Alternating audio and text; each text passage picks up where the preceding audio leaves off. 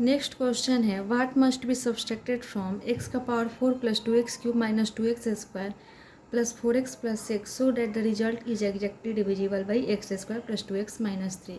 Question है कि हमें जो गिवन पोलिनोमियल है उसमें से क्या सब्सट्रैक्ट करें कि जो रिजल्ट आए वो x square plus 2x minus 3 से एग्जैक्टली डिविजिबल हो जाए। जैसे कि अगर हम बोले कि 15 में से क्या सब्सट्रैक्ट करें कि जो रिजल्ट है वो 2 से एग्जैक्टली डिविजिबल हो जाए, तो हम 15 को 2 से डिवाइड करके चेक कर लेते हैं। 2 से 1 जा 14, रिमाइंडर क्या आ जा रहा है 1 आ जा रहा है। इट मीन्स कि 15 में से अगर हम 1 सब्सट्रैक्ट करें तो जो रिजल्ट आ जाएगा 15 में से 1 सब्सट्रैक्ट करेंगे क्या आ जाएगा 14। अब ये जो रिजल्ट है ये क्या है 2 से एग्जैक्टली डिविजिबल है। वैसे यहाँ पे क्वेश्चन है कि हमें एक पोलिनोमियल गिवन है एंड इसमें से हम क्या सब्सट्रैक्ट करें कि जो रिजल्ट हो वो इस पोलिनोमियल से एग्जैक्टली डिविजिबल हो। तो यहाँ पे हम देख रहे हैं कि सबसे पहले हमें रिमाइंडर चेक करना पड़ेगा कि रिमाइंडर का नेचर कैसा है। हम नंबर्स में तो इजीली फाइंड कर लेते हैं कि हमें क्या सब्सट्रैक्ट करना है।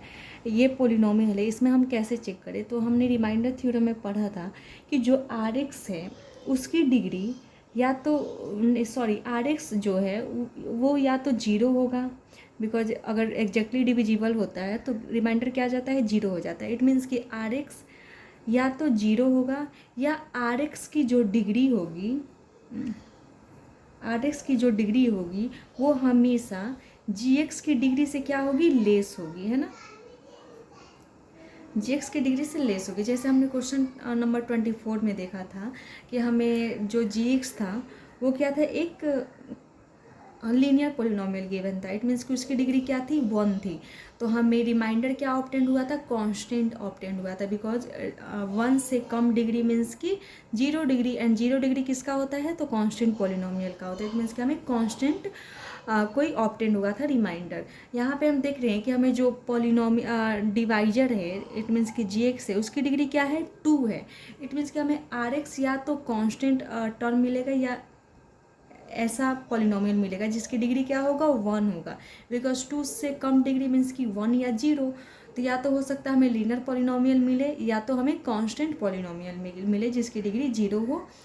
तो हम यहाँ पे ले लेते हैं कि चलो हमें यहाँ पे डिग्री क्या हमें जो रिमाइंडर मिलेगा वो क्या मिलेगा एक लीनियर पॉलिनोमियल मिलेगा। एंड लीनियर पॉलिनोमियल को लिखने का फॉर्म क्या होता है a x plus b, where a not equal to zero, जहाँ पे ए क्या होना चाहिए जीरो नहीं होना चाहिए।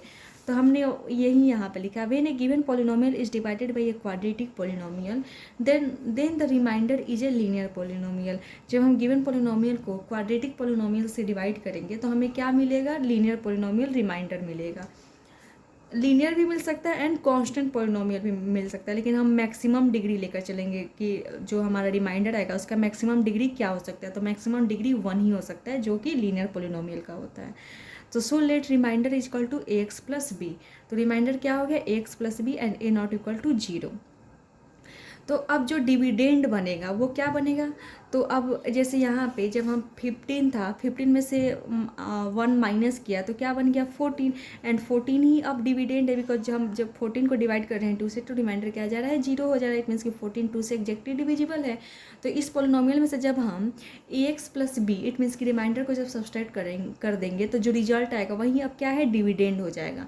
इट मीन्स कि डिविडेंड क्या हो गया, तो इस पोलिनोमियल में से हम ए एक्स प्लस बी को सब्सट्रैक्ट कर दिया तो वहीं क्या हो गया डिविडेंड हो गया। तो हम इस माइनस को इस ब्रैकेट के ऊपर तोड़ लेते हैं तो एक्स ये यहाँ तक सेम है and minus a x minus plus minus b, तो ये अब क्या हो गया हमारा डिविडेंड हो गया।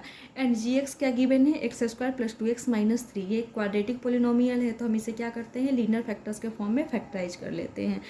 तो 2x को हम कैसे लिख सकते हैं 3x minus x, because 3 minus 1 क्या हो गया 2 हो गया एंड 3 इंटू 1 क्या हो गया 3 हो गया।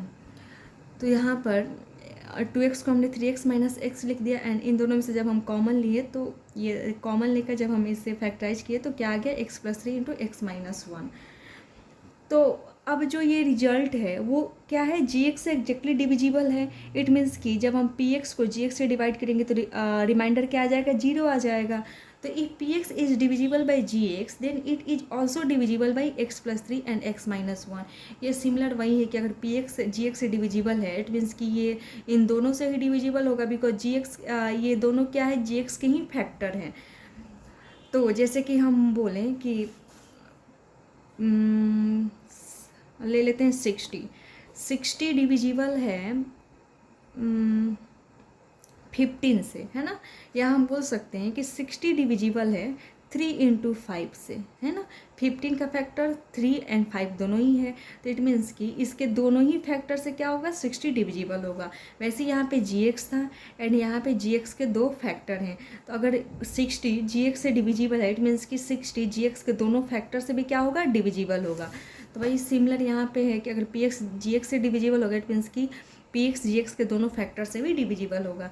Since px is exactly divisible by x plus 3 and x minus 1, then p minus 3 is equal to 0 and p1 equal to 0, क्योंकि जब हम gx को 0 से इक्वेट करते हैं तो x की वैल्यू क्या आ जाएगा, x plus 3 is equal to 0, it means x is equal to -3, and उस -3 को जब हम px में पुट करेंगे तो रिमाइंडर क्या आ जाएगा, 0 आ जाएगा, बिकॉज px gx से क्या है, एक्जेक्टली डिविजिबल है। तो p minus 3 is equal to 0 and x minus 1 is equal to 0, it means x is equal to 1, and इस 1 को जब हम px में पुट करेंगे तो p1 हो जाएगा, एंड p1 ही क्या कहलाएगा, रिमाइंडर कहलाएगा। इट मीन्स कि p1 की वैल्यू क्या होना चाहिए, 0 होना चाहिए।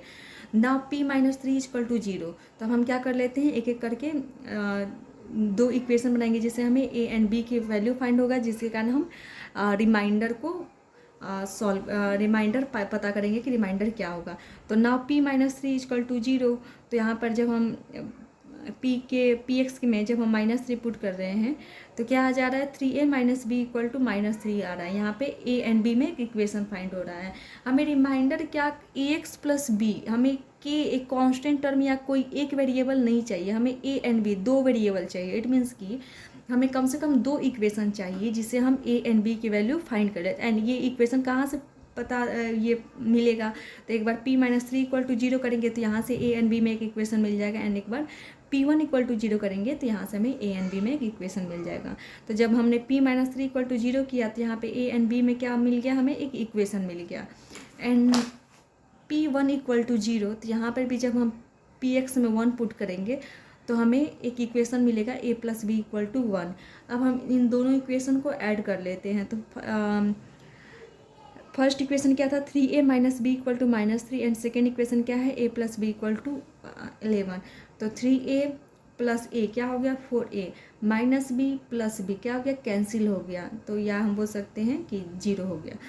-3 प्लस 11 क्या हो गया, minus plus minus, it means कि 11 माइनस 3 8, एंड साइन किसका लगा देंगे, जो ग्रेटर है, तो 11 ग्रेटर है जिसका साइन प्लस है, तो हमने प्लस लगा दिया। तो यहाँ पे क्या हो गया, 4a equal to a, it means कि a equal to 8/4 that is 2।